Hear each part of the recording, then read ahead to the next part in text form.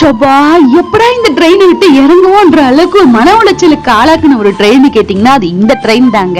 ராஜஸ்தான்ல இருக்கிற எல்லா ரயில்வே ஸ்டேஷனும் ரொம்ப கிளீனான ரயில்வே ஸ்டேஷன். அப்படி அமோகமா ஆரம்பிச்சு இந்த ஜோத்பூர் ரயில்வே ஜங்ஷன்ல இருந்து ஒரு ட்ரெயின் கரெக்டா நைட் 8:30 மணிக்கு டெய்லியும் டெல்லி ஜங்ஷனுக்கு புறப்படுங்க. அந்த ட்ரெயின் தான் நம்மளுடைய மண்டோரி எக்ஸ்பிரஸ். இதுல நான் ஸ்லீப்பர் கோச்ல டிராவல் பண்ணேன். நல்லா தான் போய்கிட்டு இருந்துச்சு. ஆனா ஜெய்ப்பூர் வந்ததுக்கு அப்புறம் தாங்க கதையே ஸ்டார்ட் ஆச்சு. அங்க ஏறினவங்க எல்லாரும் வந்து எங்க காலுக்கடியில வந்து உட்காந்துட்டாங்க. அன்று சொல்ல டிக்கெட் ட்ரெயின் டிராவல் பண்ணவங்க எல்லாருமே சரி போயிட்டு போதுன்னு விட்டுட்டோம். பட் இருந்தாலுமே டாய்லெட்டை எந்த அளவுக்கு அதை கொடுமைப்படுத்த முடியுமோ அவ்வளவு கொடுமைப்படுத்தி வச்சுட்டாங்க. கடைசியில எங்களால எதுவுமே யூஸ் பண்ணவே முடியல.